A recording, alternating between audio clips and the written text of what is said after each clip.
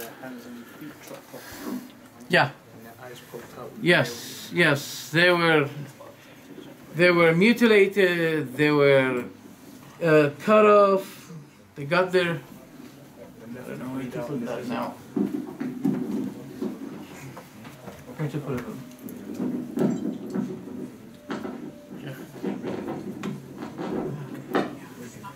Okay, and this is working both, just in case, you know. Okay. طيب. The good important thing now. People may say, "Oh, what is that? That's so harsh. How dare you do these things? You cut the parts of those people, etc., etc." Now, those people, they apostated, by the way. As Qatada and many scholars, they said, Tabi'in, they said, هؤلاء قوم ارتدوا وكفروا بعد إيمانهم. طيب. Now, there are serious discoveries of the camel's urine that it cures from cancer. So how can people say, well, we disagree with the Prophet, but at the same time, this is a good discovery. You know, the Prophet, your Prophet mentioned that. We thank him for giving us this good knowledge about the urine of the camel. This is humiliation to you, because you're refusing his prophethood. You know those in the Hyde Park who say, this your prophet who was riding on the camel. They say that sometimes. So they're using the camel as a symbol of what? Mockery. And I said to one of them, "Oh, wallahi, the camel is much better than the pig you're eating." "Oh, don't say pig, say pork." Have you ever seen someone getting into a shop and saying, "I want to buy pig"? No. You have to adorn the evil. You have to say, "I want to eat pork." Yes, if you're fighting with someone, you should not say to him, "Hey, you're pork." No, don't say you're pork. Say you're pig. Right? That's what they say. This is how the evil can be beautified and adorned. And the good can be disguised. Okay? A nun, she has veil, not hijab. Don't be stupid. You should understand what we're saying. A nun has veil, not hijab. Hijab is something else. Yes. A Muslim has a beard. Okay? A beard. That looks like Bin Laden. But Jesus doesn't look like Bin Laden. Yeah, he has a beard, but he doesn't look like Bin Laden.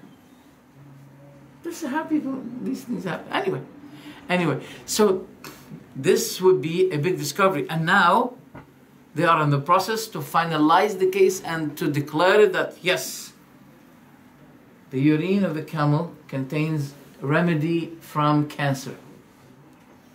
So take the remedy from there where Muhammad told you, from there. Allah could have made the remedy of cancer be from plants, from fruits, from certain vegetables. But the most people who are subject to this disease, here, surrounding states, especially breast cancer.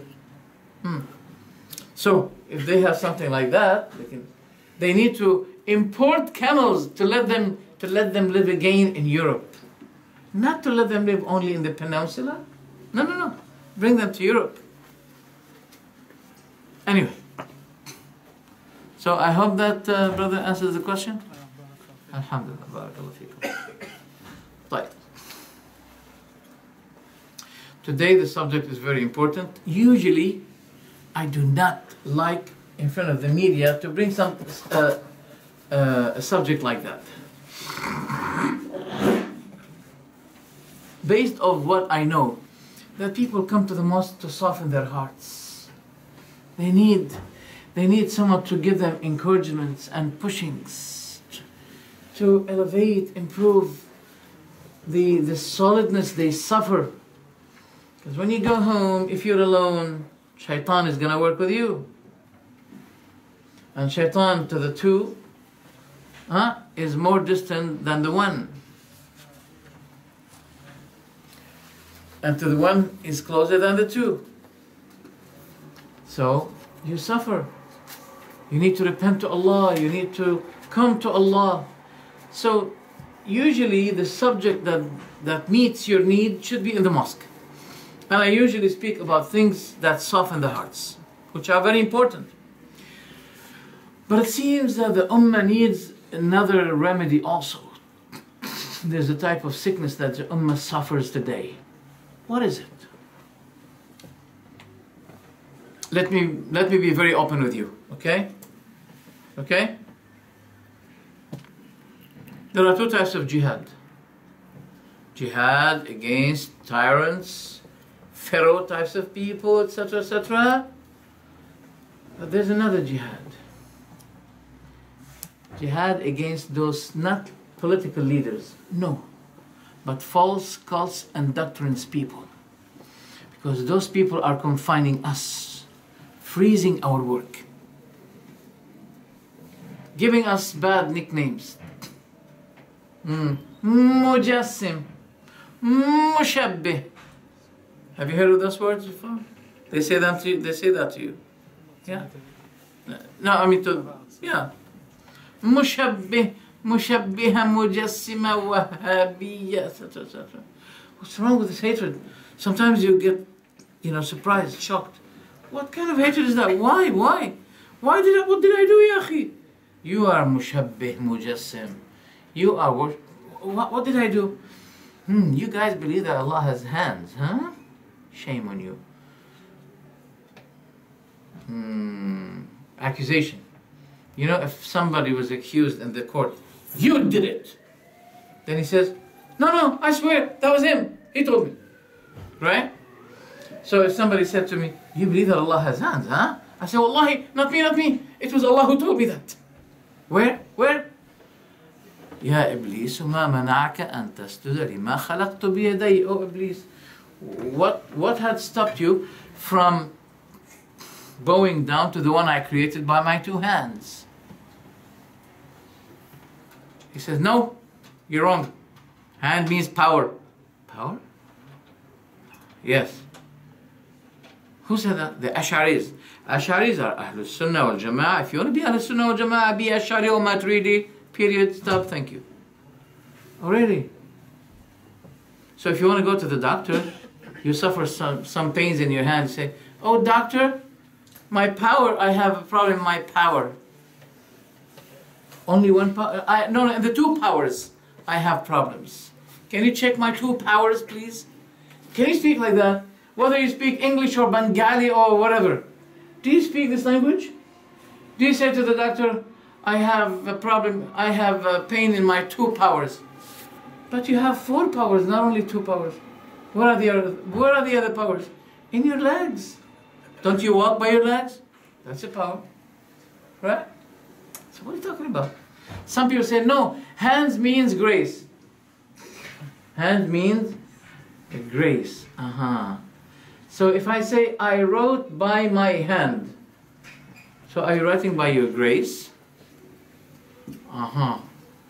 Right. If the Prophet said that Allah wrote the Torah by his hand. Have you heard of this hadith? It's authentic. So by the grace.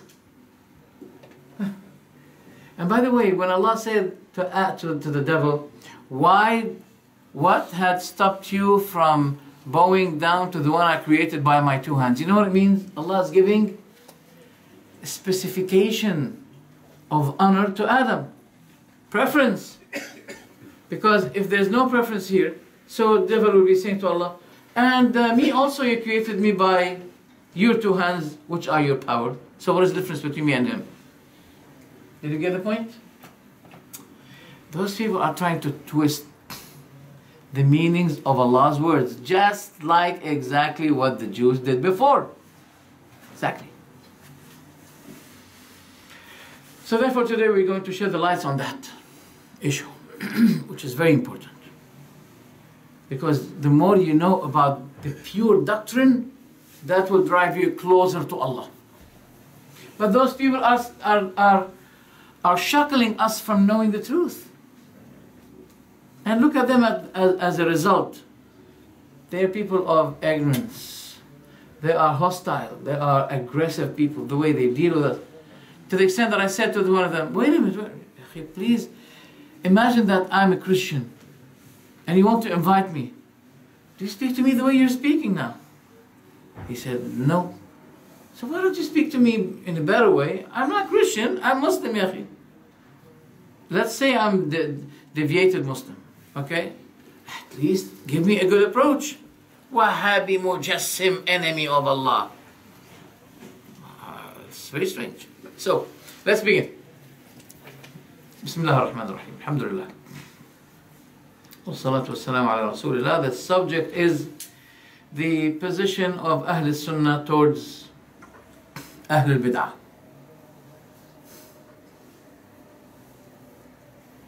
Why this subject is important? It is a good step forward. It is a good step towards uniting the Ummah.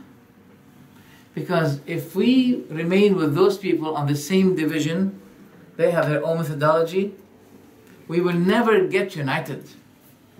Never. How can those two kinds of people unite? One says, Ya Allah. The other one says, Ya Sidi Abdul Qadir Jilani, help me. How can those people actually get united? A person says, the Sunnah is to do this. They say, no, it's okay to make bid'ah. So we can see, as a result, that this is the secret behind the division of the Ummah. Look, you cannot impose or oblige me to follow your innovation, bid'ah. But I can oblige you to follow the Sunnah, in which if we all followed, we'll get united. Okay? And your Sunnah is not obligatory. But, your bid'ah is not obligatory. But my Sunnah, you are ordered to obey it. Okay? You are ordered to obey it. Which is better? Isn't it better to say, let's get united on the Sunnah? Will Allah be asking me, for example, one of the innovations, phenomena of innovation, give me an example today. Mawlid. Mawlidun Nabi. You should be very careful. You should say Mawlid, never say Milad. No, Milad is different. Milad means the birthday of Jesus. Milad. You know, Milad of Christians, of Jesus. Don't say, when you talk about the Prophet's birthday, say Mawlid, don't say Milad. This is the way purifying the evil, as I mentioned to you before a while ago.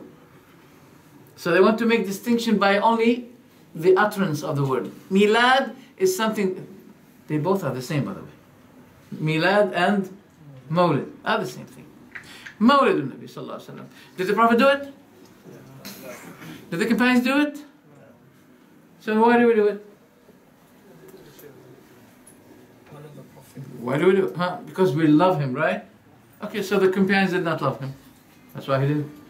That's why they didn't do it. Huh? You have to give me a reason. Why?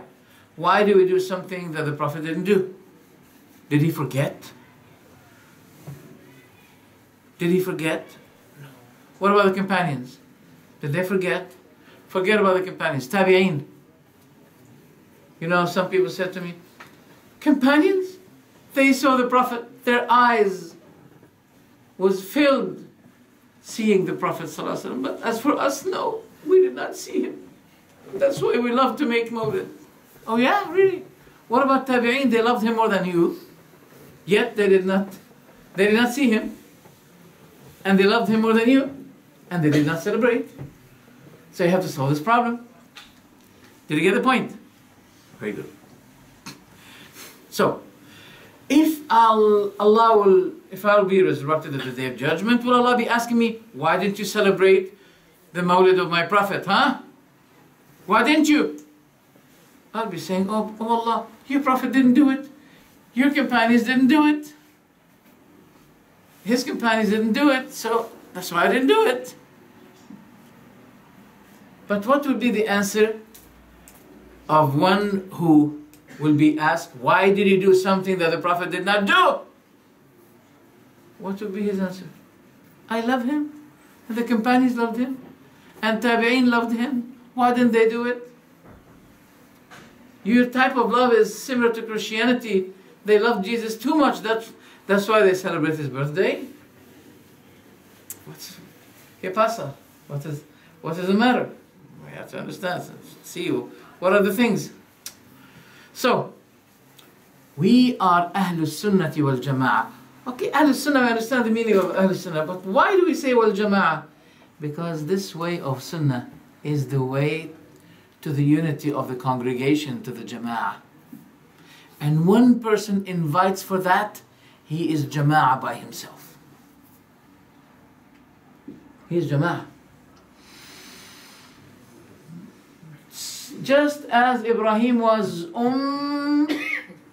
Ummah. Don't you ask yourself this question? How Ibrahim was Ummah? Ummah means nation. And Ibrahim was one, singular. How can a singular become the whole nation? He represents the Jama'ah, the Ummah. There's a surah in the surah called the Al-Anbiya. And Allah, after talking about all Anbiya and their methodology, He said, this is your Ummah. One Ummah. How should we have one Ummah? If you follow the way of the prophets, you're following this Ummah. Did you understand that? Abdullah ibn Mas'ud was Ummah by himself.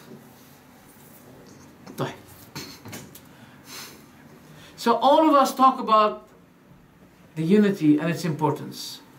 But we need to make the steps that lead to it. Okay, I know the doctor will be saying you're sick, but I want you to give me the solution. I want to give you the remedy.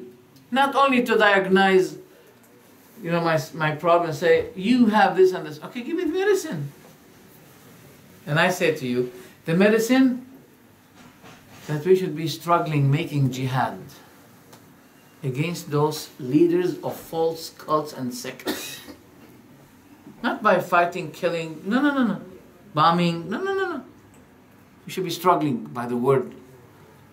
That's why knowledge, we keep saying, Ya Habibi, Ya Akhwani, knowledge, seeking knowledge is very important. Any of those, those leaders of Dalal, they dedicate students for them. And they send them to you. Answer my question. You believe that Allah is in the height, huh? Well, where was He before that? Yalla, give me answer. Yalla, shuf. See what happens, you have no answer. That's what they do. You can't give answers. So your weakness, you're responsible for your weakness because you subjected Islam to look weak. By your laziness, by giving some other things which are not more fruitful, thinking that those are your priorities to improve Islam. No.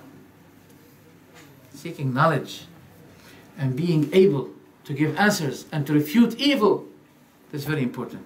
As for the political leaders, we may not be able to get rid of them. It's difficult.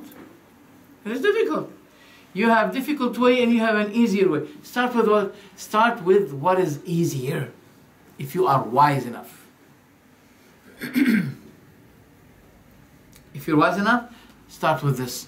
And you know what? If you will be struggling against those kinds of people and you succeed, don't worry.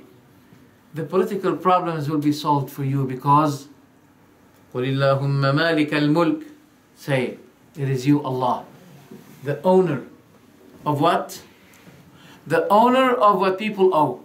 مَالِكَ الْمُلْكِ تُؤْتِي الْمُلْكَ مَنْ تَشَاءُ, you grant your kingship to whom you will. وَتَنْزِعُ الْمُلْكَ مِمَّنْ تَشَاءُ, and you pull it over from whom you will. وَتُعِزُّ مَنْ تَشَاءُ, and you honor whom you will. وَتُذِلُّ مَنْ تَشَاءُ, and you humiliate whom you will. For this, Allah can guarantee it for you. But you improve yourself. Don't leave those people be dominating the society to the extent that you become a minority. And when they become minority, that means the ummah, the general, the Prophet ﷺ was asked by Aisha radiallahu anha, how come the punishment of Allah comes while we're Muslims? He said, Na'am idha kathura al-khabath, when the evil becomes dominant, widespreading more than the good, then the punishment of Allah comes. Did you understand that, brothers? Like, I didn't get to the topic yet. Let's begin and to try to summarize things as much as I can for you. Things are very beneficial, and I'm planning, if the administration here will allow me, to let this subject be given every Thursday for about 1 month, because it's very important. Right. So, all of us talking about the unity of Ummah, the returning to the Tawheed, to the pure Tawheed, as Salaf al-Salih were, is the solution for that. The returning to the Sunnah and avoiding Bid'ah, and to succeed on that, dominating all other people, struggling against them. This is important. The problem, we know the truth, but we're sleeping. We're not struggling against those people. Why? Because we're not seeking knowledge. So why do we have to face them? How can we make any confrontation with them while we have no knowledge? See? So you are the reason behind that.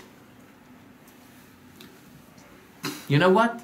The enemies of the Muslims, they are so keen to support and revive those cults. Wallahi. Politically, it's better for them. So why don't you do the opposite? Struggling against those cults in order to improve your own politics. Is that so, brothers? Why do they support them? Because what they really know, that it has a great harm against Islam and Muslims. They know it. You wonder, like the Ahmadis. You know how they welcome the Ahmadi leader here when he comes? Huh? He has a great high position, honor here. So when he comes, they even furnish for him the what do you call it, the red carpet. They open the red carpet for him. They have channel here. They have a lot of money. They are so rich. Who's paying? British government. For the sake of Allah? So you have to understand things. Don't sleep. As they think that supporting the cults of evil is politically beneficial for those people, so struggling against them is politically better for us. Think about that. And start to study seriously the matters of Aqidah in order to struggle with those people. Yes, as I was reciting in my prayer, وَمَنْ أَحْسَنُ قَوْلًا مِمَّنْ دَعَا إِلَى اللَّهِ وَعَمِلَ صَالِحًا. Who is better than one who invite people to Allah and work righteously? أُدْعُ إِلَى سَبِيلِ رَبِّكَ بِالَّتِي هِيَ أَحْسَنُ. Invite people to the way of your Lord by the way that is good. So I hope this is understood now. Inshallah. Right. Allah subhanahu wa ta'ala gave us an important definition about what should be our way. By saying, وَمَن يُشَاقِقِ الرَّسُولَ مِن بَعْدِ مَا تَبَيَّنَ لَهُ الْهُدَى وَيَتَّبِعْ غَيْرَ سَبِيلِ الْمُؤْمِنِينَ نُوَلِّهِ مَا تَوَلَّى وَنُصْلِهِ جَهَنَّمَ وَسَاءَتْ مَصِيرًا. Whoever seeks to oppose the Prophet's way, after the way of guidance have been given clearly to him, it becomes apparent to him, and he follow other way than the way of the Salaf, the believers, his companions, we will let him take the way he's taking for himself, and will let him go to hell. So what is the way? Our way in worship, it should resemble the way of the companions. Number one. Number two. All the people of Bid'ah, the sources of their doctrine begins like this. My mind, the book, then the Sunnah. My mind, then the book, then the Sunnah. Did you understand? The Muslim, the Sunni Muslim, no. He says, the book and the Sunnah, then my mind. How can you proceed your mind? What if your mind is kharban? You know the meaning of kharban? What's the meaning of kharban in English? Kharbanation. Corrupted. You have sickness in your mind. And you say, I proceed my mind over the book and the Sunnah. The book of Allah, as Allah described it, لا يأتيه, I recited it today also.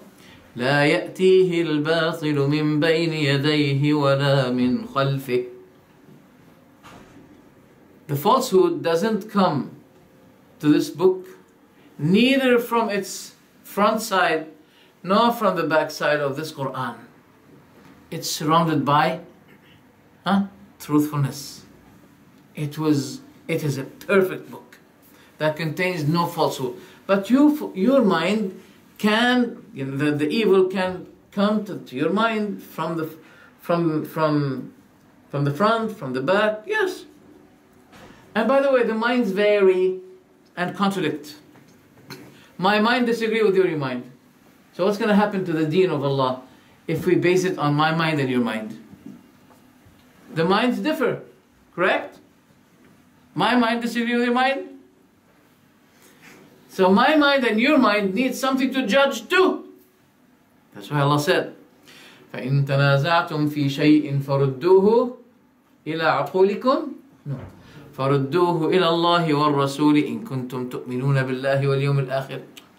If you differ, if you dispute on something, then return what you differ about to Allah and to His Messenger, if you believe in Allah and the hereafter. ذَلِكَ خَيْرٌ. This is the best. وَأَحْسَنُ تَأْوِيلًا. This is good and it leads to the best consequence. Okay? Very good. Surah Al-Hujurat. What is the first verse in Surah Al-Hujurat? Who can recite it to me, please? يَا أَيُّهَا الَّذِينَ آمَنُوا لَا تُقَدِّمُوا بَيْنَ يَدَيِ اللَّهِ وَرَسُولِهِ. I may call this surah the surah of adab, ethics. And the first ethic is in this first verse. Do not proceed before Allah and His Messenger by an opinion, by something. Don't proceed.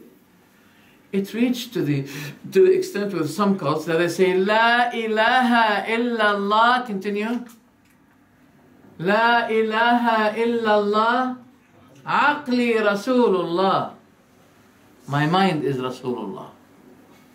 Because they glorify the mind more than glorifying the book and the Sunnah. Those are the Mu'tazilah. So didn't the Prophet talk about the division of the Ummah? That will be divided to how many sects and cults? 73. Why? So this is a big issue that we have to struggle against. We should not leave it.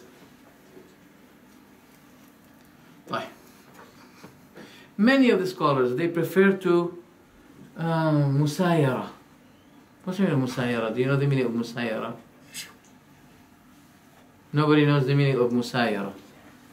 No? Musayara. Let's see. Humoring, favoring, compliance with someone's wishes. Compliance, yes, giving concessions. Alright, you know, my family are people of bid'ah. Oh, what shall I do? Just forget about that. I don't want to make my father, I don't want to upset my father and mother. I should be being good to them. You can be good to them, but you should also be so keen that they will not be going to hell. That's why Ibrahim said to his father, إِنِّي أَرَاكَ وَقَوْمَكَ فِي ضَلَالٍ مُبِينٍ. Oh my father, I see you and your people are in manifest misguidance, clear misguidance. His righteousness to his father did not stop him from telling him the truth. It's better than, because Azar at the day of judgment will be saying to his son, oh my son, oh, Ibrahim said, didn't I tell you to obey me? Oh my father, look. He said, my son, this day I'll obey you. This day. Khalas. What day? The day of judgment. Wallahi, I'll obey you. It's not beneficial anymore. Khalas. The sun turned from the west, raised from the west. Khalas. Three things by which, if you see, if they appear, لا ينفع نفسا إيمانها لم تكن آمنت من قبل أو كسبت في إيمانها خيرا. What does this mean? لا ينفع نفسا إيمانها. There is no soul. لا ينفع نفسا إيمانها لم تكن آمنت من قبل. No soul that will be benefited by Iman when it did not have that Iman in life. But that's what Allah said. In Surah As-Sajda, I think? Yes. In two ayah, by the way. That's it. Do they wait for anything except that the angels should come to them, or your Lord should come, or that there come some of the signs of your Lord? The day that some of the signs of your Lord will come, no soul will benefit from its faith as long as it had not believed before or had earned through its faith some good. Did you understand that? What are the three things? Sun rising from the west. Ad-Dabba. Ad-Dajjal. And there's something personal. When your spirit start to separate the body, there are stingy people who don't like to pay, don't like to donate, don't like to give. But you know, when they feel like giving, they wish to give. They wish to give everything they have. When he goes like that, give this money to those people, give that man, and he's dying. Now you're so keen to donate, huh? While you were treasuring the money before. And not only that, there are people who say, I'm going to deprive this person, that person from inheriting me. And I want to see what's going to happen to him after I die. What? When you die, finish, you're out of this life. What do you expect? We are so, sticking to this life. Too much. Let's get back to the topic. Yeah, what Ibrahim said to his family, to his community, وقال إنما اتخذتم من دون الله أوثانا مودة بينكم في الحياة الدنيا. I love that ayah. Wallahi, I love it. I want you to try to understand it carefully. So beautiful. ثم يوم القيامة يكفر بعضكم ببعض ويلعن بعضكم بعضا ومأواكم النار وما لكم من ناصرين. Ibrahim said to his community, you have only taken other than Allah idols as a bond of affection among you in worldly life. Musayara. I didn't. Just like those Christians, I disagree with Christianity, but we go every Sunday, all community are together. We like to drink coffee with them in the church. I don't like their belief, but socially I can't leave them. Socially I have to stick to them. I have to be good to my mom and my dad. Look what he's saying to them. Ibrahim, listen to the translation. You have only taken other than Allah idols as bond of affection among you in worldly life. But then, on the day of resurrection, you will deny one another and curse one another, and your refuge will be in the fire, and you will not have any helpers. Now, you're showing courtesy to one another, and at the day of judgment, you're going to be cursing one another. Did you understand it? So beautiful. طيب. قواعد أهل السنة. قواعد أهل السنة. The basics of Ahl Sunnah regarding Allah's names and attributes. Now, first I drink.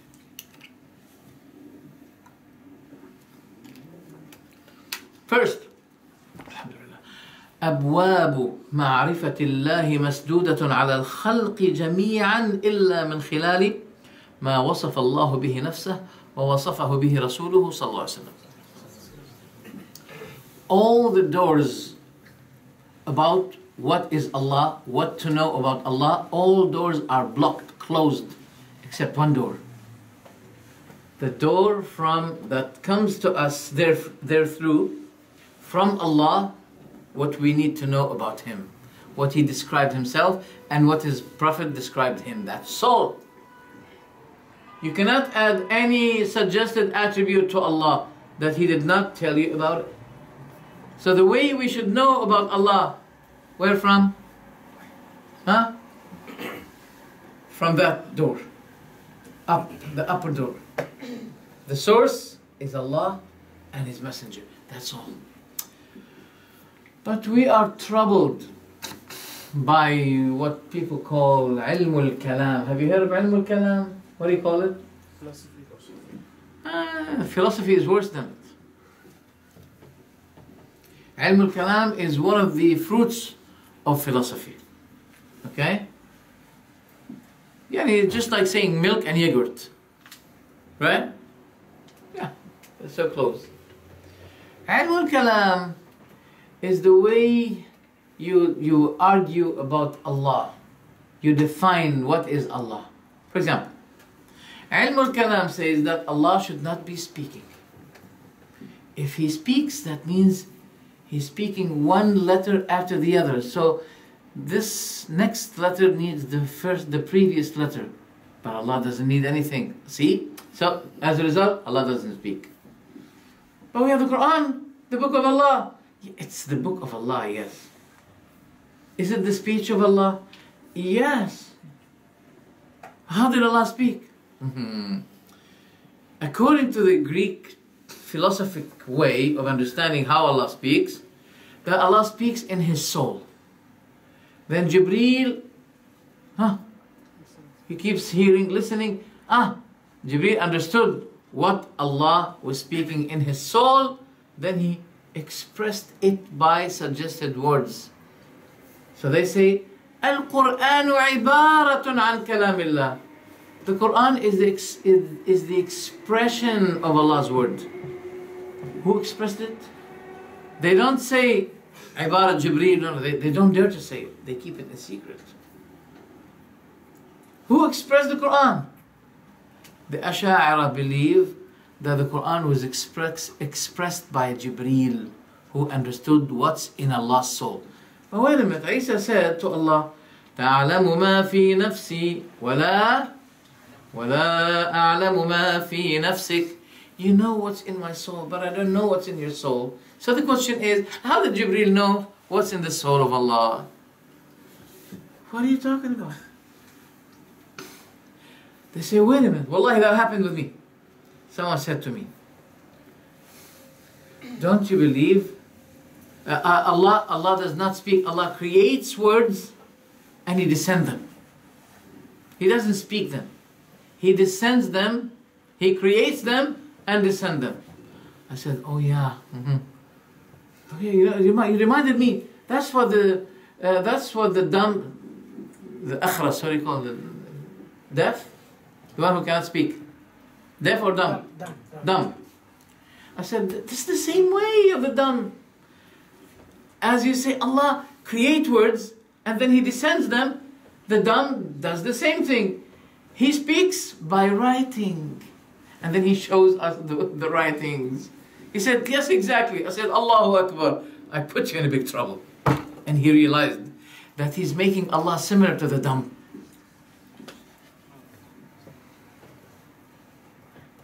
This is horrible.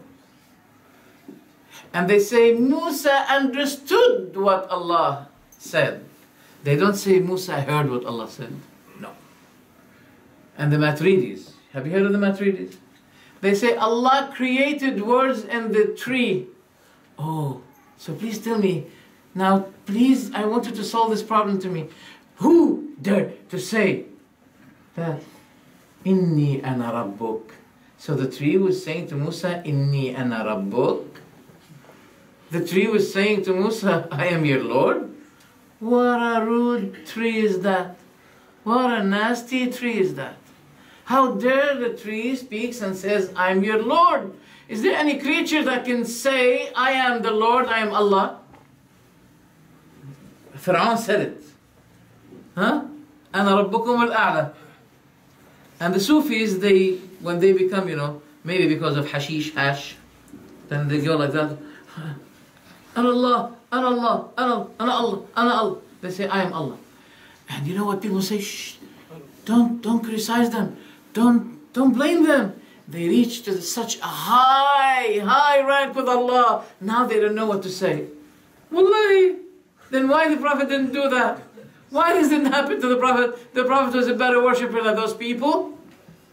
Did he reach to that high level? Some Sufis, they used to do that. They make halaqah and they turn off the light at the Fajr and they go like this, they hold hands. Men and women together. And they start saying, Allah, Allah. So the one guy said to the other one, where we are now? Did we reach to the throne of Allah or not? Not yet. He said, well, we're still in the kitchen. We're still in the kitchen. What are you talking?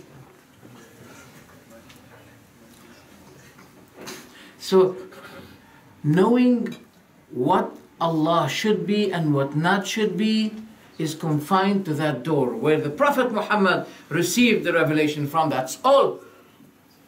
If you're not happy with it, try to find other source for you. So those Greek Ilmul Kalam, they say Allah should not speak. Fine. What else? He should not move. If he moved, that means he filled a space. There's something greater than him. See? So Allah should not be like this. So he shouldn't speak. No. Right? He shouldn't talk. Okay, what else? What about being over his throne, as he said? A'udhu billah. Over his throne? That means he's over the place. That's why they say to you, Allah is existed without place. Have you heard of that? Nasty word. Allah is existed without place. The question, who existed him? Because they say he is existed. That means he was brought to being. Who brought him to being? Why do you use these nasty words? They say it's haram to say Allah is over the place. Why not? Is the throne place or time? Either the throne is time or place. Take your choice. Is the throne place or time? Is the throne, the throne? Yeah, place or time? Either it's place or time. And Allah is over the place. See, the problem is with this. Comparing the seen to the unseen. Comparing the seen to the unseen. For example, they say to you, you should not believe that Allah is over the throne and He's over it. That means if He's over the throne, that means He's like us. Just like the king here being over his throne. So they start to compare what is seen to the unseen. And the problem is there. The problem is there.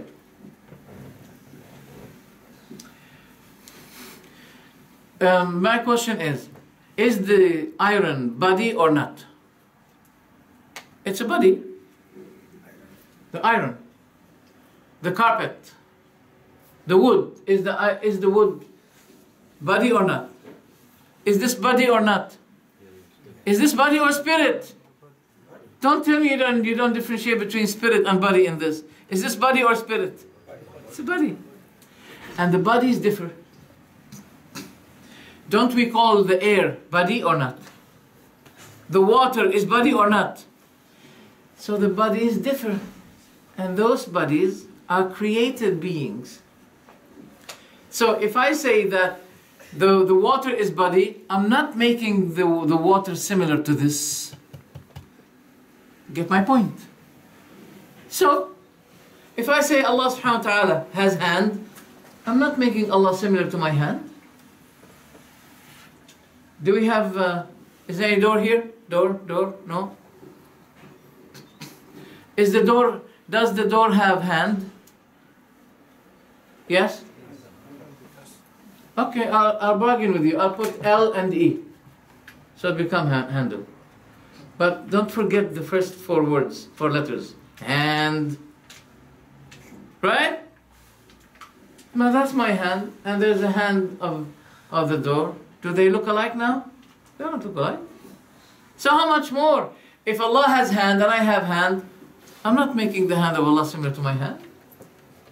So the problem is there.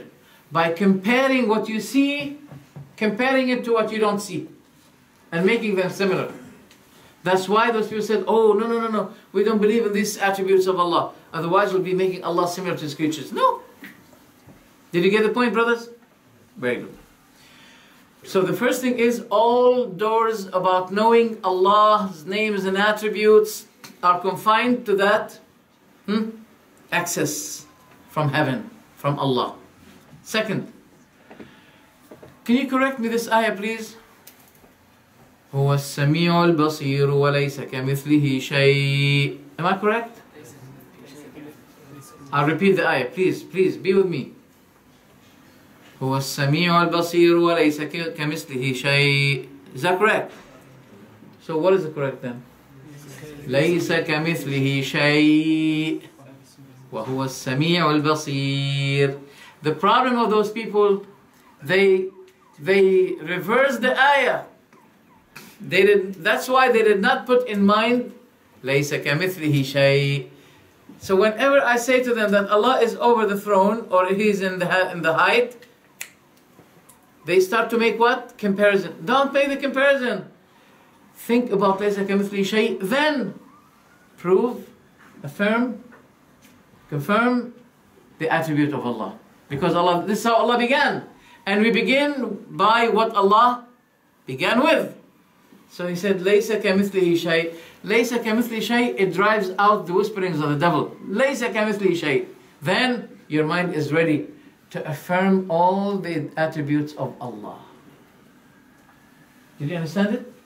That's a very important rule. Some people say to me, Allah is كَمِثْلِهِ شَيْءٍ. So I go like, continue the ayah. Don't cut it. You say, what? Continue the ayah. وَهُوَ السَّمِيعُ الْبَصِيرُ. And Allah subhanahu wa ta'ala affirmed to Himself that He is Basir, He's all-seeing and all-hearing. He say, he goes like, I have a problem with the Sami' Basir. That means He has eye and ear. Wait a minute. I can say Sami' Basir means Alim. He's all-knowing. MashaAllah. That's philosophy. So how can you give an answer to that? Can you give an answer to this? Give me an answer. What?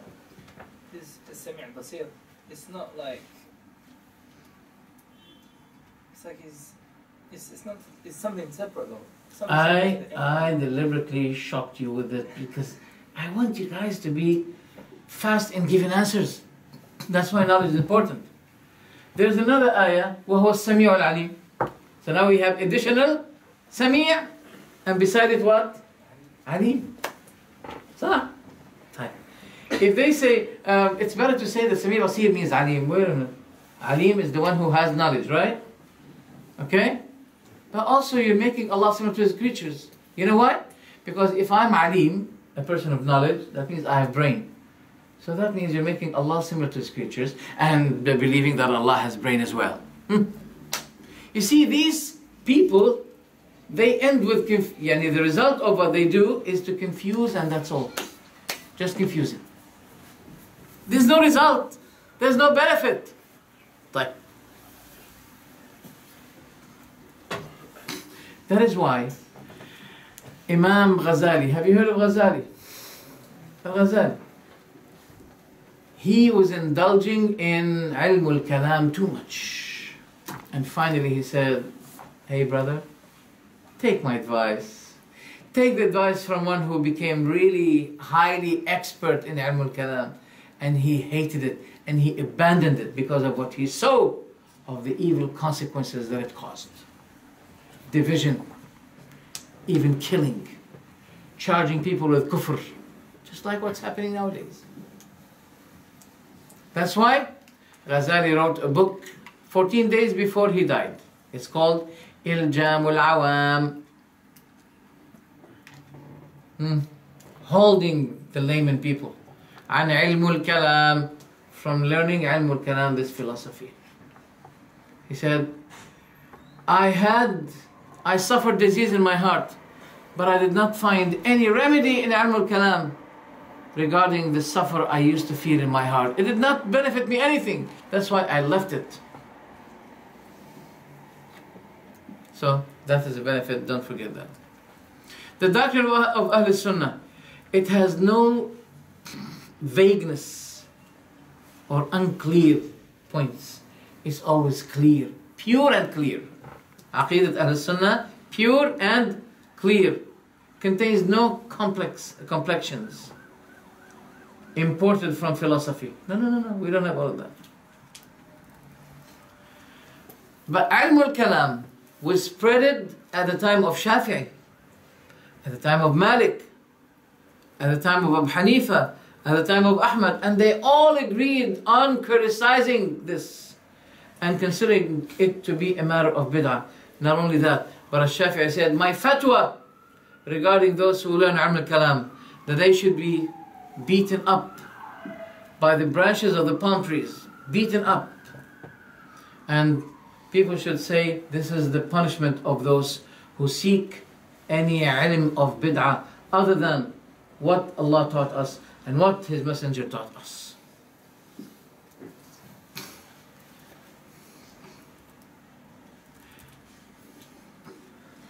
The point is that this ilm al-kalam is based on denying the attributes of Allah. It's based on that. Denying the attributes of Allah. While the Quran is full of proving the attributes of Allah, which those people are not happy with. Let me give you quick exploring about what had been mentioned in the Quran among Allah's attributes. وَكَلَّمَ اللَّهُ مُوسَى تَكْلِيمًا. Allah has spoken to Musa taklima. Takliman means, we call that in Arabic, تأكيد الفعل بالمصدر. Taklima means, there is no doubt that this speech was real speech to Musa. وَكَلَّمَ اللَّهُ مُوسَى تَكْلِيمًا. Allah said to Musa, وَمَا تِلْكَ بِيَمِينِكَ يَا مُوسَى. Oh, by the way, those people, they believe that the speech of Allah is eternal. It has no beginning, it has no end. As the actions of Allah, the deeds of Allah are eternal. It has no beginning, it has no... If they say that, I made many debates about that, and I said, oh, mashallah, I didn't know that I'm eternal. He said, no, you're not. I said, but Allah created me by His deeds, right? He said, yes. And you believe that Allah's deeds are eternal? He said, yes. I said, so I'm eternal. Because He created me from no beginning and no end. So I'm eternal. They have to say that Allah's deeds is something that under His will He creates in a time. Done? Finish? Not yet? Yeah. That Allah creates in time, in different times. That's why how Allah created me. Either you say that Allah creates in different times They say, oh, you believe that Allah is subjected to the time, huh? Oh, Allah is subjected to the time. So I was saying, I don't want to complicate you, but I gave him that answer. I said, when did the time begin? So the time needs another time to begin in. He said, what? You're confusing me. I said, no. Stop thinking about these things because the confusion came to you because of those important foreign knowledge, Greek philosophy. Leave it and don't follow it. Fine. Let's explore. Yeah. Oh, by the way, so Allah said to Musa, what is the thing in your hand, O Musa, right? If they say that Allah speaks eternally, that means even before Musa was created, before Allah created the whole world, He keeps saying, وَمَا تِلْكَ بِيَمِينِكَ يَا مُوسَى وَمَا تِلْكَ بِيَمِينِكَ يَا مُوسَى, eternally. And Musa died and Allah still says to him, وَمَا تِلْكَ بِيَمِينِكَ يَا مُوسَى. What is that? I want you to understand the dangerous doctrine that those people have. It's dangerous. And the enemies of Islam keep supporting those people who invite the Muslims to revive this Ilm al-Kalam. One of them is a very rude person. His name is Suhaib Sa'id in Edinburgh. They're using him just to do that, to spread Ilm, to revive it. To revive Ilm al-Kalam. And he's making a lot of courses, day and night, to let this Ilm be distributed among the youngsters, the young boys, the young Muslims. So Allah is over His throne. Is that what Allah said in the Quran? Allah is over the height. أَأَمِنْتُمْ مَنْ? Is it in the Quran or not? مِنَ اللَّهِ ذِي الْمَعَارِجِ تَعْرُجُ الْمَلَائِكَةُ وَالْرُوحُ إِلَيْهِ. The angels go up to Allah. يَخَافُونَ رَبَّهُمْ مِنْ فَوْقِهِمْ. They fear Allah who is over them. Allah has two hands. مَا مَنَعَكَ أَن تَسْجُدَ لِمَا خَلَقْتُ بِيَدَيْ وَالْأَرْضُ جَمِيعًا قَبْضَتُهُ. The whole earth is caught by the hand of Allah. It is in Sahih Bukhari that a Jewish person came to the Prophet ﷺ and said, we Jewish people used to believe, O Prophet, that the heavens are in one finger of Allah, the earth are in the hands, one finger of Allah, the trees, the mountains are in another finger of Allah. The Prophet smiled and he said, وَمَا قَدَرُ اللَّهَ حَقَّ قَدْرِهِ. They did not really value Allah as should be valued. Some people say, see what the Prophet said? That means the Prophet was angry with what the Jewish guy was saying. No. If the Prophet was angry with him, he would have said something clear that you should not believe it. Not only to smile, that's all. Only to smile. So here Allah is saying that the earth is the feast of Allah, that Allah catch it with His hand. It's in the Quran. وَالْأَرْضُ جَمِيعًا قَبْضَتُهُ يَوْمَ الْقِيَامَةِ وَالسَّمَاوَاتُ مَطْوِيَّاتٌ بِيَمِينِهِ. And all the heavens are folded by Allah's hand. Where's that? In the Quran.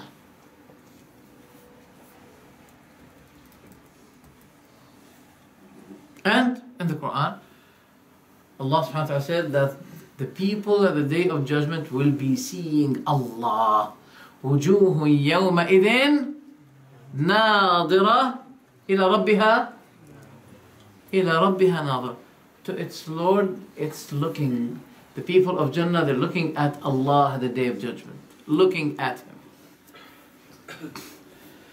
So it doesn't seem that there is a unity or accordance between the Quran and this Ilm al-Kalam.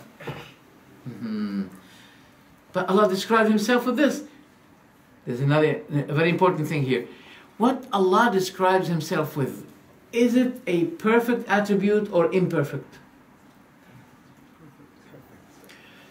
If you believe that it's perfect, then Allah describing Himself that He's in as-sama, is He praising Himself with a perfect description, or it's not praising to Allah? Please listen. I want to see your answers. Allah does not describe Himself but with perfect description. So, and when He describes Himself, He is praising Himself. The evidence. Do you remember this dua? وَأَعُوذُ بِكَ مِنْكَ. Continue. لا أحصي ثناء عليك أنت كما أثنيت على نفسك. I cannot count the uncountable attributes that you deserve, that you praised yourself with. So the Prophet said that is telling us that what Allah described Himself, He's praising Himself with these descriptions. So why do you feel bad? Why there's something wrong in your heart against what Allah described Himself? Why do you have something wrong against what Allah said that He's over His throne? They try to rumble here. I'll show you, I'll tell you what is their way, the tactics they use. استوى على العرش? Yeah. It means استولى على العرش. استولى. You know the meaning of استولى? Is there anyone who speaks Arabic here among you? استولى, what's the meaning of استولى? Huh? Overtake. Invaded. Overtake. But Allah is telling us that He created the heavens and the earth in 6 days, and then He overtook the Arsh. So before that He was not overtaking the Arsh. So the Arsh was under the control of who? Who was controlling the Arsh before Allah creating the heavens and the earth in 6 days? Did you understand that? Who? It's a problem here. Then some of them they say غلب العرش. غلب يعني He was victorious over the Arsh. Some they say Allah is describing Himself to tell us that He is in a higher honor than the Arsh. Also Allah is comparing Himself to the throne. So Allah is telling us that He is better than the throne. The throne is high, but Allah is higher than the throne. What are you talking about? This is stupid. They're twisting. And by the way, this is the attitude of the Jews. أفتطمعون أن يؤمنوا لكم وقد كان فريق منهم يسمعون كلام الله. A part of the Jews, they used to be hearing Allah. They understand what Allah revealed, then they twist it after they understood the right meaning of it. Ibn Abbas said, no one can remove the words of Allah, but they make tahrif to the words of Allah by twisting their meaning. And this is the tahrif of the Jews. Most of the tahrif of the Jews is to twist the meanings, give it another meaning. Like, so Allah knows what He deserves more than me and you, more than those Greek people. Maybe those philosophers did not make even one sajda to Allah. How can they make rules about Allah? What should He be and what shouldn't He be? You see, the problem of philosophy, you don't know what happened before Islam. Philosophy used to be the dominant over all kinds of knowledges. You want physics? Under philosophy.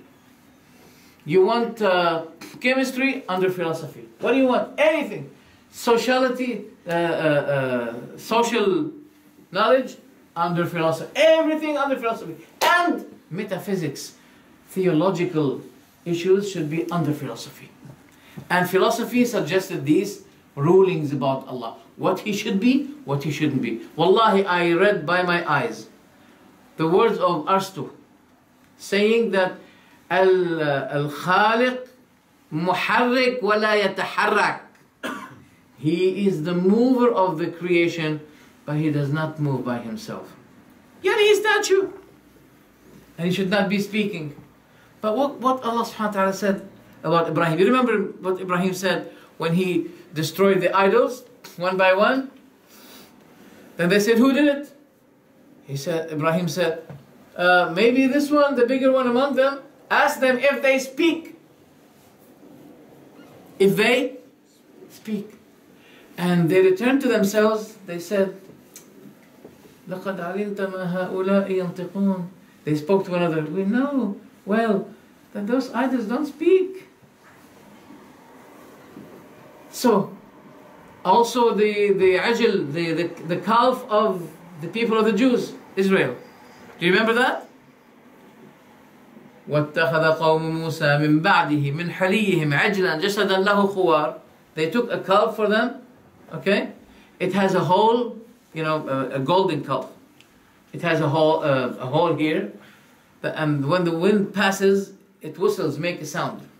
Then Allah said, أَلَمْ يَرَوْا أَنَّهُ لَا يُكَلِّمُهُمْ. Don't they see that He does not speak to them? So our God is supposed to be what? Speaking. But those people say, no, it's haram to believe that Allah speaks. This is very strange. How He speaks? No. Allah speaks in His soul. Then Jibreel converts these by what? By words. That's why one scholar called Ibn Qudama, whenever he walks and an Ashari scholar passes by, so the Ashari scholar said to him, Salaam alaikum. But this Ibn Qudama, he's Hanbali. And Hanbalis are considered to be what? Most extreme.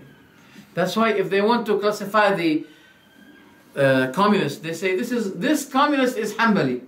But that other communist is not Hanbali. That means this is extremist communist, and the other one is not as... What is that?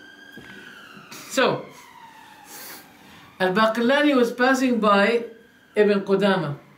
When they meet, Al-Baqillani says to Ibn Qudama, Assalamu alaikum. But Ibn Qudama does not respond.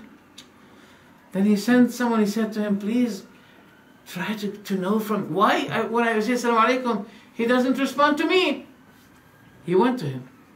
And Ibn Qudama said, he believed in al-kalam al-nafsi, the speech of the soul, and I'm responding his salam in my soul. هو يؤمن بالكلام النفسي وأنا أرد عليه في نفسي. Can you imagine? When we use the word takallam, we're talking about nutq, utterance. Okay, for example, I'm going to speak in my soul now, okay? And I'll tell you what I'm saying in my soul. You know what I said in my soul? My wife is divorced. Does the divorce take place? I'm speaking my soul, I said my wife is divorced. She will not be divorced because I'm not speaking it. Okay. I'm going to do something that you all guys do in your prayer. My vacation, I'm speaking. Now I'm telling you what I was thinking about. My vacation will be next week, for example. Oh, I miss my children. I was speaking my soul. Does that spoil invalidate my prayer? Does this? It's bad. Okay? But does this invalidate my prayer? No. Okay. If I say, Assalamu alayna wa ala ibadillah as-salihin, is that okay? Does it invalidate my prayer? Yes or no? Yes or no? No, it doesn't. In tashahhud you say, Assalamu ala nabi wa rahmatullahi wa barakatuh, Assalamu alayna wa ala. The Prophet said, if you say that, no mu'min on earth but your salam will be reaching him. Now, but if somebody passed by and he said, Sheikh Dimashqiah, Assalamu alaikum, while I'm praying. If I say, Wa alaikum assalam, does this invalidate my prayer? Yes. This is what that shows the trick they make about Allah. They say Allah spoke in Himself. Okay, will you witness? I don't mind that. But please show me in the Quran that this is a matter of the unseen. How do you make such details about something you're not witness to? You're not witness. أَمْ خَلَقْنَا الْمَلَائِكَةَ وَهُمْ شَاهِدُونَ. Allah said, or did we create the angels while they were witnessing? And that's what we say also to those Asharis. Did Jibreel understand what's in the soul of Allah while you were witnessing? So where did you get that? Did the Prophet Muhammad say to you that this is the way? We know that Jibreel is muballigh. Jibreel is a conveyor.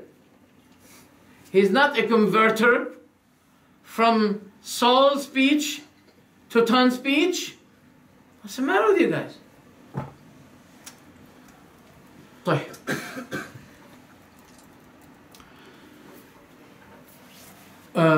Twisting the meaning, they look, there's a word called ta'wil. Have you heard of the word ta'wil? Okay, what's the meaning of ta'wil? False interpretation. Interpretation is comparison. Who said tafsir? Correct. What you said is wrong. No harm feelings. No offense. Jazakallah khair. You see, what you said, you heard it maybe from some of them. Because maybe you were facing them and they say, why do you make ta'wil in this ayah but you don't make ta'wil to that ayah? Did you hear that? Some people saying that? Don't make ta'wil, but make ta'wil here. Okay. Those people had twisted the meaning of the word ta'wil. The word ta'wil in the Quran has two meanings only, no third. Tafsir, as the people of Yusuf said, قالوا أضغاث أحلام وما نحن بتأويل الأحلام بعالمين. We have no interpretation of the dreams. We don't know the interpretation of dreams. So, ta'wil means interpretation. Also, another meaning of ta'wil is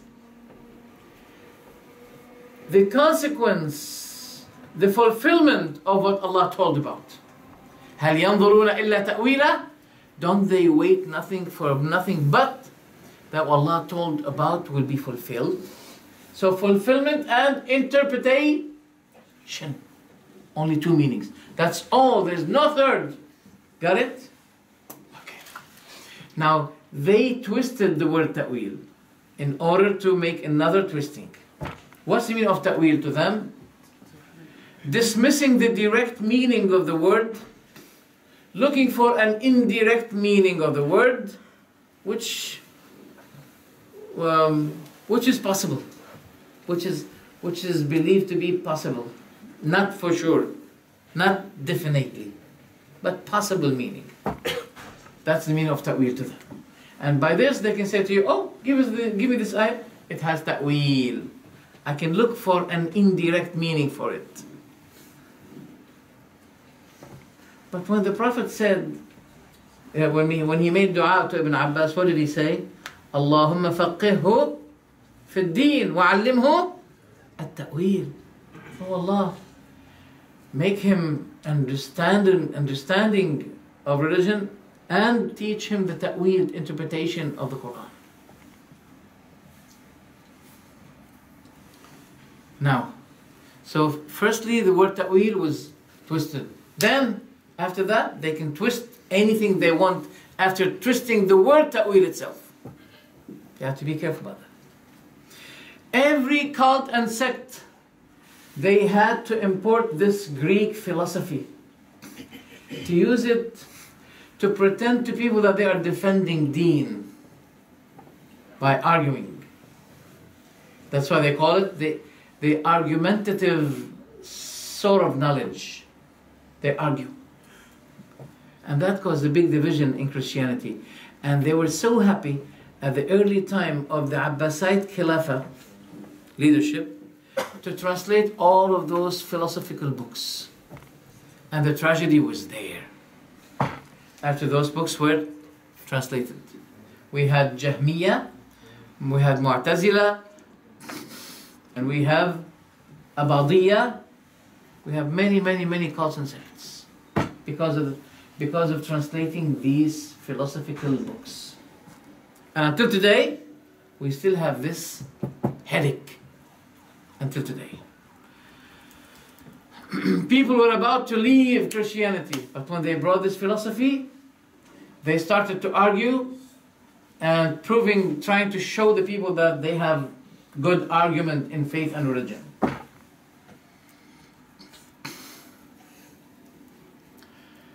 There are two ways of those people to reject Allah's attributes in the Quran. First, if you bring them an ayah from the Quran, they say, we can make ta'weel for that, we can give it a meaning. Second, if it's in the Sunnah, they would say, oh, this hadith is not mutawatir, it's ahad. Have you heard of this argument? Ahad, ahad. What's the meaning of ahad? Narrated by one, not one. Ahad doesn't mean necessarily one. One or two or three, it does not reach maybe 10 or 20. But most of the books of hadith, especially Bukhari and Muslim, do not contain mutawatir except very little. Many scholars like Ibn Salah, he said, I don't know any mutawatir hadith except one hadith. Man kadhaba alayya muta'ammidan, whoever lied against me deliberately. He said, this is the only mutawatir hadith. So the mutawatir of the hadith are very rare. And if we say that, we don't take the hadith unless it's mutawatir, then we're not going to be taking any hadith. It's a tragedy. It's a problem. Right. Now, this rule is very important.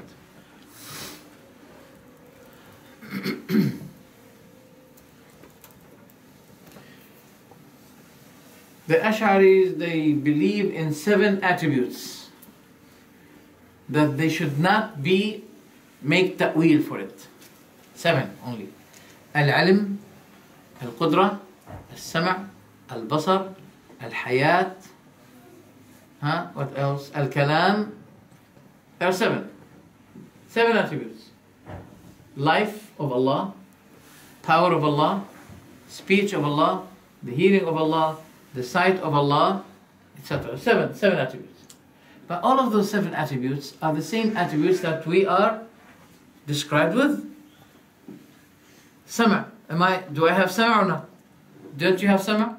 Basar, kalam, qudra, power, hayat, life, ilm. Don't you have ilm? So why didn't you make ta'weel to those? They said, no, those should not be made ta'weel with. So why didn't you imagine any similarity? Because those attributes are the same that we use for ourselves. So either you deny all attributes, or you affirm all attributes, or you'll be contradicting yourself. This rule is very important. Did you get it? Okay. We have the Jahmiyyah. Jahmiyyah are the people belong to a person called Jahm bin Safwan. He is the one who firstly started to say, Allah did not speak to Musa. And He did not take Ibrahim as Khalil. That's why he was killed. And he became doubtful to Allah when some ancient communists, you know, the ancient communists used to be Indians. They used to be called As-Sumnaniya. As-Sumnaniya, Ta'if As-Sumnaniya. They used to be communists. They said to him, we don't believe in anything but in a physical being. Where's your God?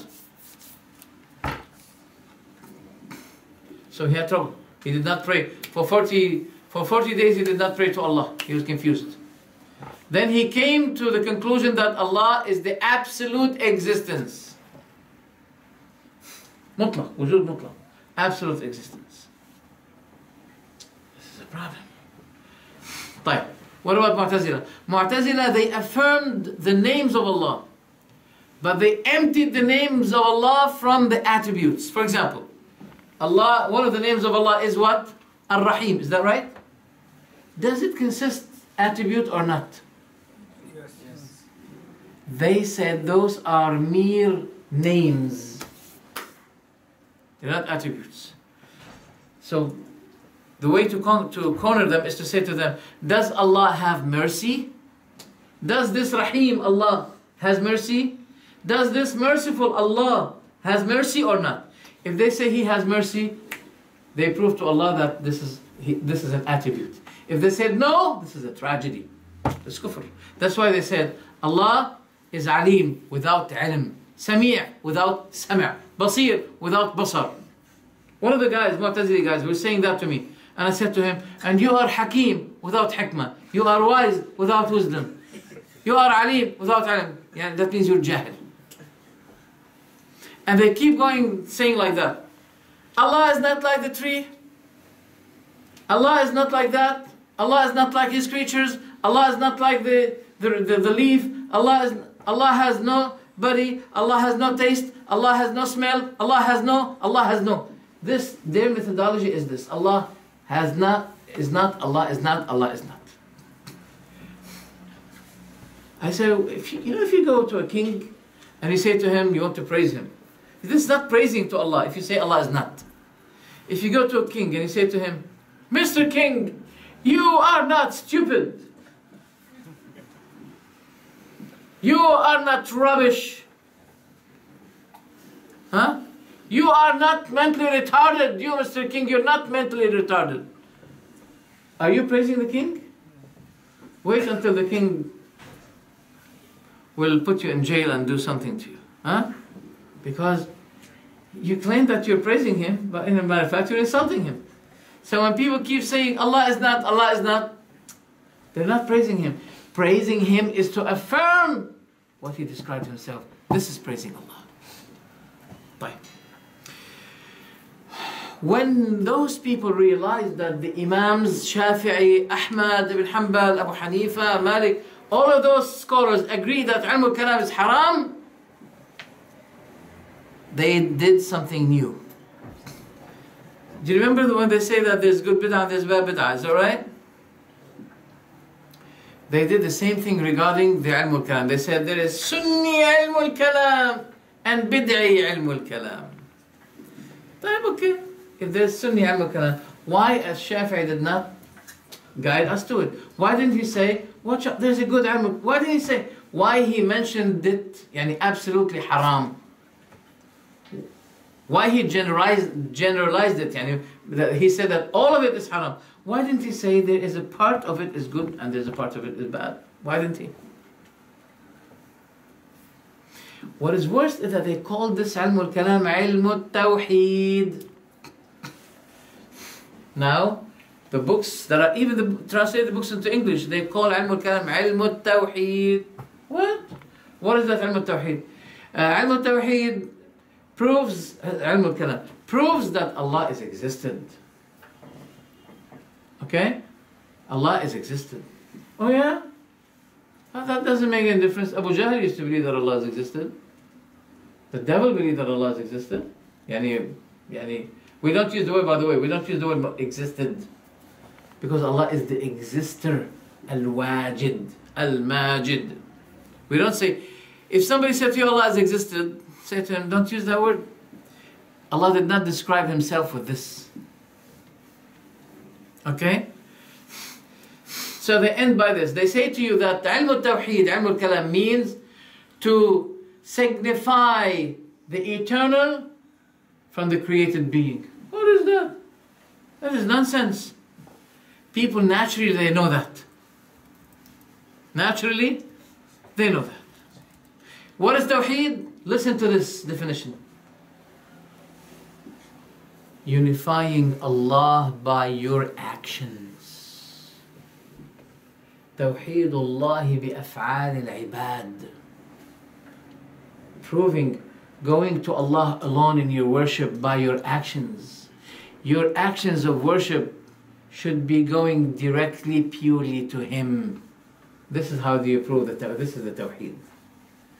What is the subject of the Tawheed in the Quran? Allah said, فَإِذَا رَكِبُوا فِي الْفُلْكِ when they ever join the board, the ship, دَعَوُوا اللَّهَ مُخْلِصِينَ لَهُ الدِّينَ. They supplicate Allah alone, making their deen purely to Him. فَلَمَّا نَجَّاهُمْ إِلَى الْبَرِّ. But when He saves them into the land, they return to their shirk. That's the Tawheed of the Quran.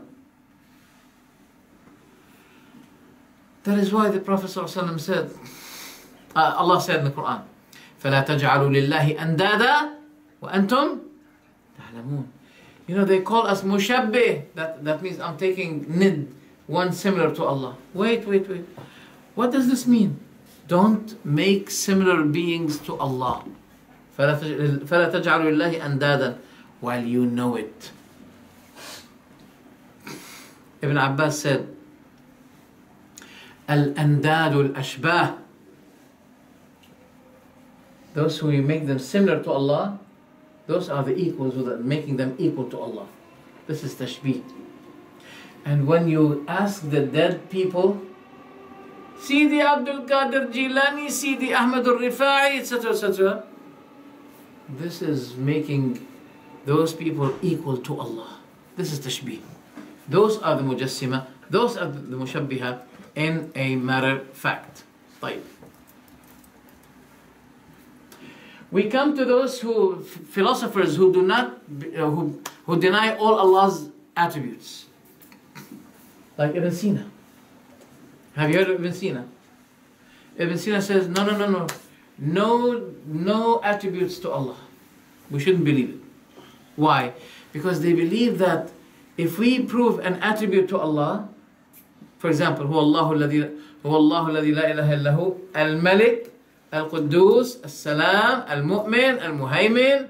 They say, wait, that means one God, two gods, three gods, four gods, five gods. Every attribute means a being, a person being. What? So they're considering the attribute to be a person. That's why they denied all the attributes.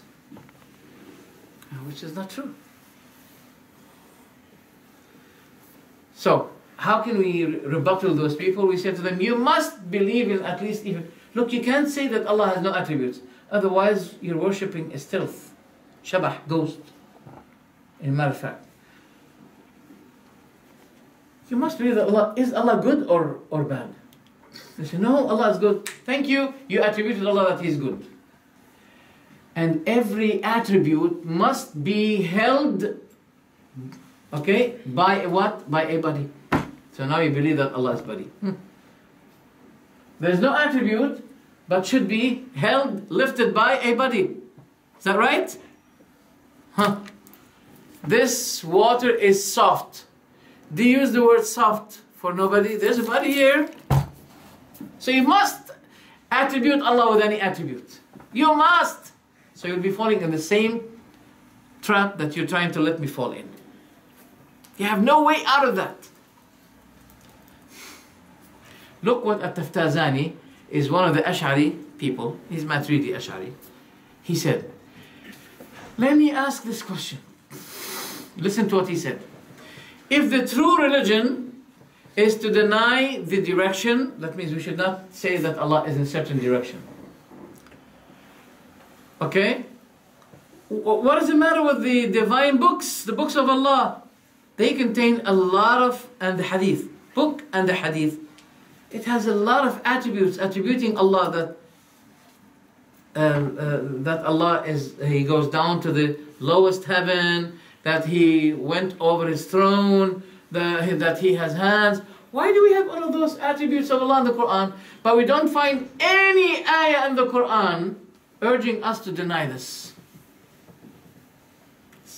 He's making confession that those people have problem themselves, that the Quran doesn't go with them. Look what he said. He said, the answer is that since exalting Allah over direction, etc., is something that layman people don't understand, so Allah was using these words that He has hands, that He is over His throne, that He goes down to the lowest heaven, the sky at the last part of the night. He's using these as metaphorical words to make people understand. But if Allah denied those attributes, people will be disbelieving. So Allah is making a lie. That's what it ends with him. Those people are, in a matter of fact, falling in a great error. Now, quickly. So the Ash'ari may quote to you Al-Ghazali. Imam Ghazali said he's Ash'ari. Oh yeah. Don't you know that he repented from this Ash'ari way and he wrote a book against Ilm al-Kalam? Why don't you mention this? Who else? Al-Razi. he is the worst Ash'ari. But at the moment of his death, before he died, he declared tawbah from that.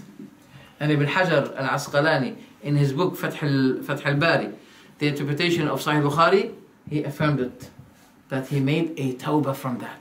Who else? Al-Razi, he repented. Al-Razi is the second. Who else? Al-Juwayni, he repented. Who else? Al-Baqillani, he repented. Those highest Ash'ari scholars, they repented from that way.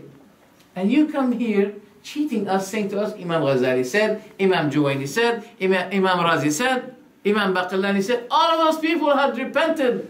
Not only those, but even their first leader, Abu al-Hasan al-Ash'ari. Abu al-Hasan al-Ash'ari, they say that he belonged to the family of Abu Musa al-Ash'ari, in his genealogy. Okay? It ranges to Abu Musa al-Ash'ari. And the Prophet said that you should take your religion from those sons of this man, from the tribe of this man. They tried to make a link to tell you that we are Ash'ara because the Prophet praised Abu Musa al-Ash'ari, and Abu Hasan al-Ash'ari is his grandson. They tried to make that link to deceive you. Now, prepare for the shock. Abu Hasan al-Ash'ari remained Mu'tazili for 40 years. And his teacher was his stepfather, Abu Ali al-Jubba'i. And what do you know about Abu Ali al-Jubba'i? He was the strongest, the hardest core Mu'tazili. So if Allah wants us to take religion from Abu Hasan al-Ash'ari, why Allah kept him 40 years deluded, misguided? Why? 40 years. So the Mu'tazilis have the right to say, MashaAllah, we have Abu Hasan al-Ash'ari, and the Prophet said, follow the Ash'ari, the Ash'ari family. So now he's with us 40 years, so we're right. Did you get the point? 40 years, and then what happened? I repent from Ilm al-Kalam, from this way, from Mu'tazila. No. And I follow Imam Ahmad. He is the leader of guidance. He is the person that we should be taking him as a good model for us. That's what Abu Hasan al-Ash'ari said. And he wrote a book called Al-Ibana an Usul al-Diyana. Repenting. Look, you say we're Ash'aris. The first person whom you call your cult, taking his name for your cult, he repented. So, what is Abu Hasan al-Ash'ari now? He's Hanbali. This ignorance caused people to use someone's name for their false cult, yet they don't know that he even himself opposed them. Just like Christianity, they follow who? They follow his name, but do they follow his teachings? No. That's the point. I'm not going to take much of your time. It's a long subject, and it requires 4 or 5 or even more. These things are important, and I don't think someone will be able to give you all of these details in English, in which you need much. The last point is, they say we can make ta'wil. Allah stawa al-arsh means stawla. What about Allah is in the height in the heaven? Amintum man? No problem, we can find a way for that, no problem. That means his honor is up. Oh yeah. But Allah said to Isa, Ya Isa, inni mutawaffika wa rafi'uka ilay. Oh Isa, I'm accomplishing your mission and I'm taking you up to me. So if up means up in honor, that means Allah is saying to Isa, I am taking you up to my honor. You will be having the same equal honor that I have. Did you get the point? Another point. The Prophet said that at the last part of the night, Allah goes down to the lowest, what? So if up means honor, so if he goes down, his honor what? Went down. See, I want to show you the bad consequence of twisting the meanings of those people. But by the way, And this is a very important point I want to end with. I know you guys are sleepy. Are you sleepy? Are you with me? Make sure you're with me, because if you're not with me, that means you're against me. Fine. We ask those people, is ta'weel possibly taken or definitely taken? If they say definitely taken, tell them Sheikh Dimashqiah says to you are liars. Why? Because the Ashari scholars, they confessed that the ta'weel they make is taken possibly. It's a possible thing, not definitely taken. Who said that? Bayjuri. In his book Tuhfat al-Murid, which is a well-known Ash'ari Maturidi book. And even they teach it in Al-Azhar in Egypt. In this book, Tuhfat al-Murid, Sharh Jawharat al-Tawheed, page 91. What did he say? He said the way of Salaf, Aslam, yani more safe. Thank you for saying the way of the Salaf is more safe. Alhamdulillah, we want to follow the safety. We don't want your way because it jeopardizes us and cause us to go to hell. So thank you for saying that the way of the Salaf is Aslam, is more safe. But this is another point. Wait. He's explaining why the way of Salaf is more safe. Because, he said, because لسلامتها من تعيين معنى قد لا يكون مرادا لله. Because it's been saved from assigning a meaning which may not be agreeing with what Allah means. Did you understand me or not yet? I'll explain that to you. Why the way of the Salaf is safe? Because they saved themselves from giving meanings which may not be meeting the meanings Allah intended. Did you understand now or not? So he's telling us that the meanings they give about istawa, he's in the sama, he went down to the lowest heaven, etc. He comes at the day of judgment, he speaks.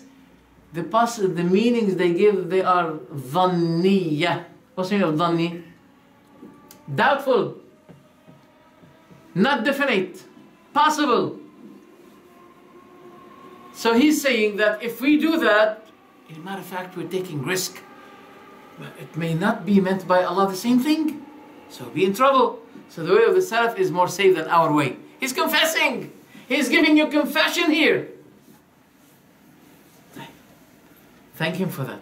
So what does this mean? That their ta'wil is possible. It's not definite. Okay? Let's see. What also said.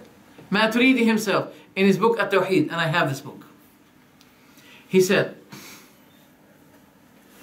we do not claim definitely that the meaning we gave may be approved by Allah. But possibly, we say it's possible. So why do you force us to accept your ta'wil? At the same time you say it's possible? Why do you make this possible obligatory on us? This is dictatorship. Those people are dictators at the same time. Minor dictators. Tiny. You know the chicks dictators. They compel us, oblige us, dictate on us to accept their possibilities. Why? We don't want it. And also Ghazali said, the meaning of the word ta'wil, ترجيح أحد المحتملات, overwhelming one of the two possibilities. بدون القطع على الله, without definitely claiming that this is what Allah meant. Where did he say that? The book of Tawheed, page 74, for Maturidi. إتحاف السادة المتقين. The Az-Zabidi in his interpretation book of Ihya Ulum al-Din, volume 4, page 535, he said what I said to you. Al-Kawthari, a very enemy person to the Sunnah, who used to be the Mufti of the Uthmani Caliphate. Very aggressive person. But look what he said here in his book.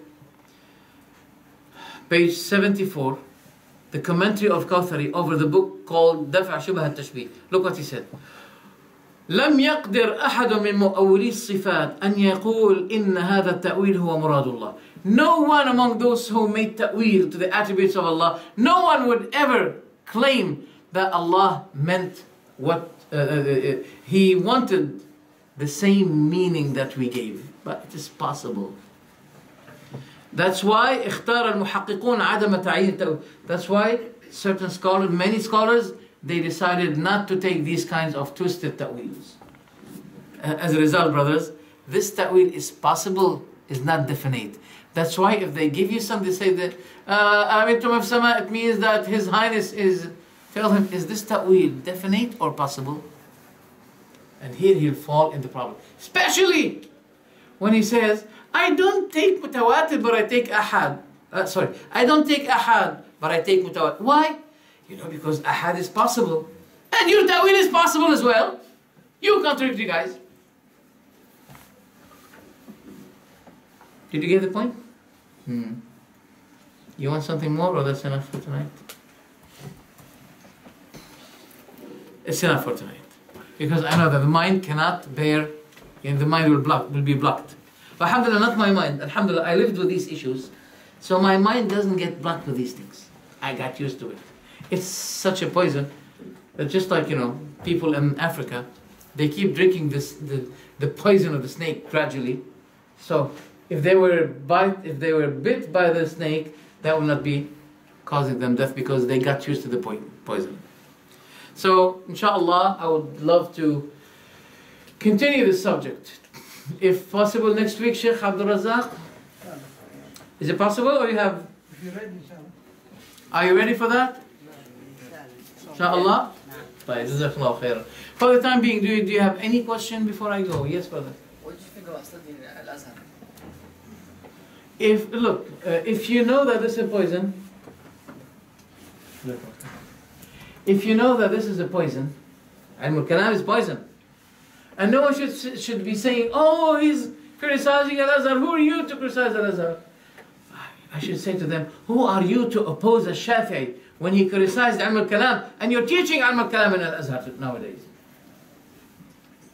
If you know these things perfectly and you feel safe from falling in this poison and you need this certificate, okay? And you have no other way. You cannot take an airplane to Medina or to Mecca, but it has to be to Cairo. You have no other means. And you know that this is wrong, then take the risk. Is it wrong? It's wrong to study, okay, such a study based on Ilm al-Kalam. It's wrong. But despite my respect to the scholars there, to the people there, that's another issue. But when they teach, when their religious teaching is based on Ilm al-Kalam, it's wrong. Who said that? Not me. Al-Shafi'i, Abu Hanifa, Ahmad and Malik. Would you advise someone to go study Azhar? If there's a better way, no.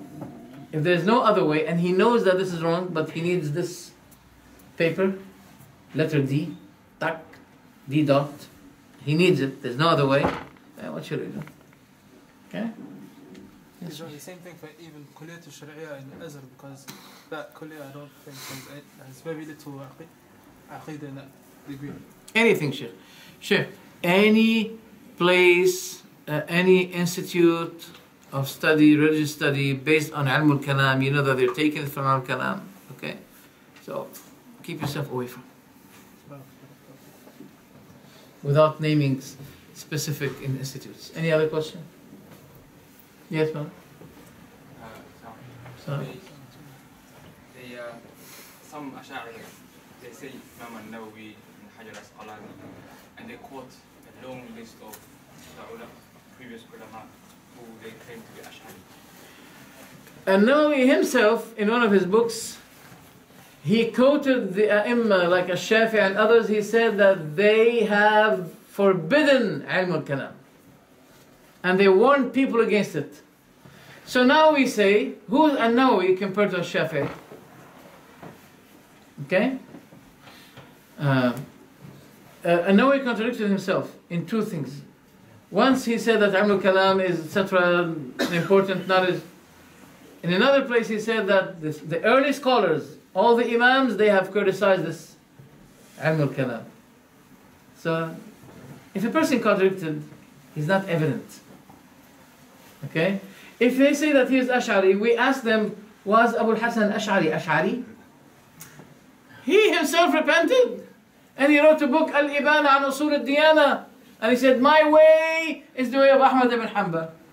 So, and Ahmad ibn Hanbal criticized the Ash'ari way, Ilm al-Kalam. So, that's what we do. If you follow Ahmad ibn Hanbal, that means you are a real follower of Abu Hasan al-Ash'ari. If you don't follow the way of Ahmad ibn Hanbal, that means you're not on the way that Abu Hasan repented too.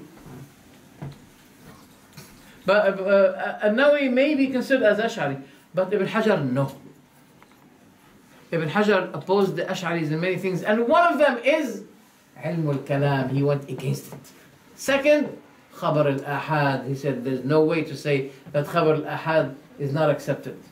In matter of fact, Imam al-Shafi'i in his book Al-Risala, which is the first book written about Usul Fiqh, he's the first one. Okay?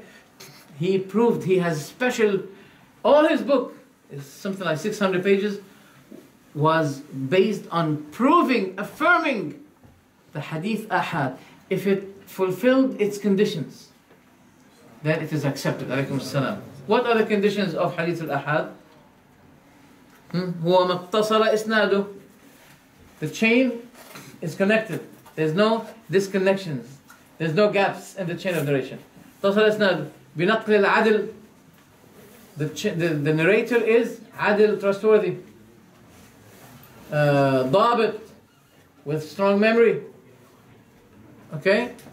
عن مثله إلى منتهى. So these are the conditions of the authentic hadith. If this hadith met its conditions, then it should be accepted, whether ahad or mutawatir. So Ibn Hajar opposed the Ash'aris in many, I remember 6 substantial issues of Aqidah. So how can he be Ash'ari? And I never found. For example, in his book Fath al-Bari, page 70, he said the first thing that people should be beginning with in their doctrine is to think. He said, those are the Ash'aris. And their leader there, he didn't say our, the leader of those Ash'aris, his name is Abu Ja'far al-Sumnani. He admitted that this is something among the trashes of Mu'tazila. It remained in the Ash'ari madhab. He said their leader. He didn't say our leader. Any other question? Your question is to go to Birmingham? That's your question? Okay, no other question? طيب جزاكم الله خيرا وصلى الله عليه وسلم. نعم. Those people say,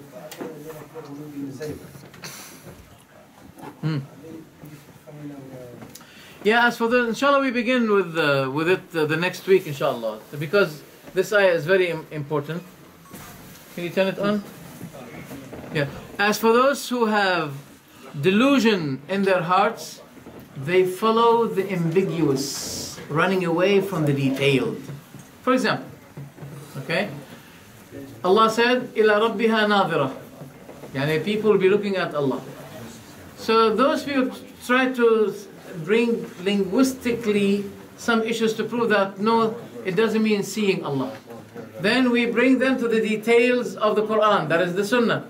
The Prophet said, you will be seeing Allah clearly as the clarity of seeing the sun in its better form, or seeing the sun without being shackled or covered by clouds. How clearly you'll be, that means you have no doubt seeing the sun without clouds, that this is the sun. This is the way you're going to be seeing Allah. So those people are running away from those details.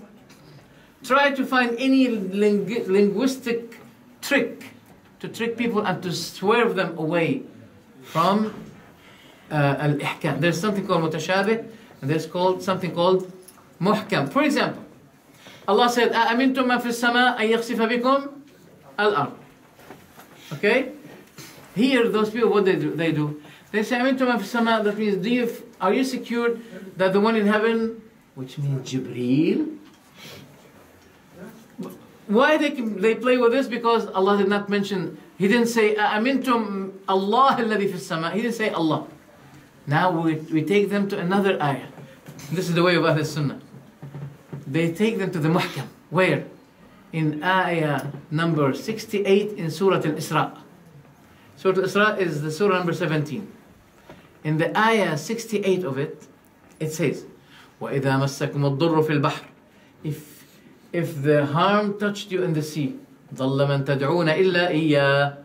You'll be swerved from anyone, supplicating anyone except Allah, except Him. فَلَمَّا نَجَّاكُمْ إِلَى الْبَرِّ.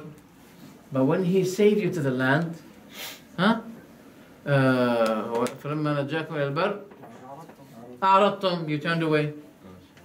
وَكَانَ الْإِنسَانُ كَفُورًا. And mankind is what? Ungrateful. أَفَأَمِنْتُمْ أَن يَخْسِفَ بِكُمْ. Are you safe? Are you secured? You think that you're secured from Allah? That He will be swallowing the earth, causing the earth to swallow you? Or the heaven? جانب البر أن يرسل عليكم حاصبا. نعم. أم أمنتم أن أفأمنتم أن يخسف بكم جانب البر أو يرسل عليكم حاصبا ثم لا تجدوا لكم وكيلا أم أمنتم أن يعيدكم فيه تارة أخرى فيرسل عليكم قاصفا من الريح فيغرقكم بما كفرتم. It's talking about Allah. أأمنتم أم أمنتم أأمنتم أم أمنتم. This one is similar to the other ayah in Surah Tabarak.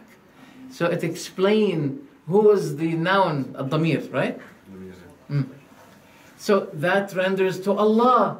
So that makes us understand that the ayah in Surah Tabarak, أَأَمِنْتُمْ مَنْ فِي السَّمَاءِ أَنْ يَخْسِفَ بِكُمُ الْأَرْضِ. It renders to Allah as well, not to Jibreel. So this is the way of Ahl Sunnah. We brought to them another ayah. Clarifying the case and showing that they are people of delusion. Because they want to make you understand that, no, Allah did not mean Himself in this ayah, أَمِنْتُمْ مَنْ فِي السَّمَاءِ. He meant Jibreel. Those are في قلوبهم زيغ. And Ahl Sunnah, they return them to the muhkam, to the detailed. Okay? I hope this is understood. طيب السلام عليكم ورحمة الله وبركاته.